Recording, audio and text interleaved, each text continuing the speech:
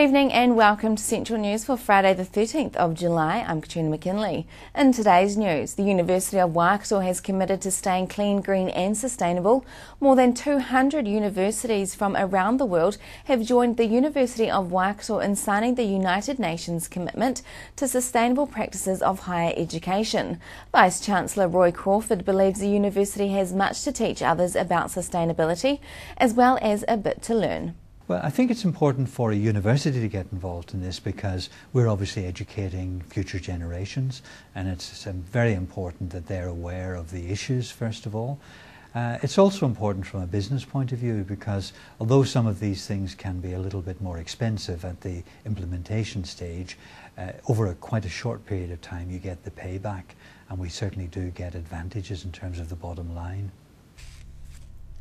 Every year, around 12,000 New Zealanders are diagnosed with Alzheimer's, with another 6,000 estimated to be undiagnosed. Alzheimer's Awareness Week starts this Sunday, and people will have the chance to help out through donations, participating in quiz nights and hosting a cuppa for a cause. It doesn't just affect the person who has the disease, it also affects the whole family, and it's a progressive disease that there is no cure for. So it's all about managing and supporting both the person with dementia and the family members, and often it affects the person who's closest to that person, so that's who probably has the greatest impact on ultimately as the disease progresses.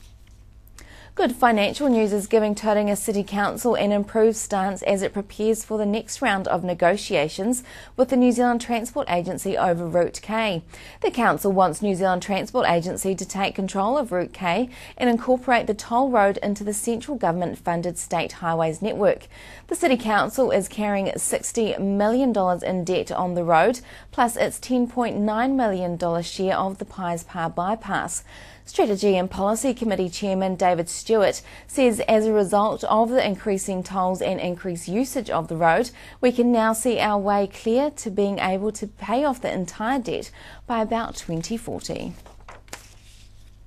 Medical Officer of Health Dr Phil Shumack issued a warning for Lake Okoro near Rotorua due to an algae bloom, which usually results in a pea green or brownish appearance of the water, often with clumping of algae at the lake edge. Phil says blue-green algae are capable of producing harmful toxins at any time. Exposure to the toxins through skin contact or swallowing the affected water can result in significant symptoms, including an acute asthma attack, skin rashes, vomiting and diarrhea, tingling and numbness, or difficulty with breathing. Phil says people who use the lake should avoid recreational water contact if they see a bloom in the water, if the water is discoloured or there is a foul smell due to decomposing algae.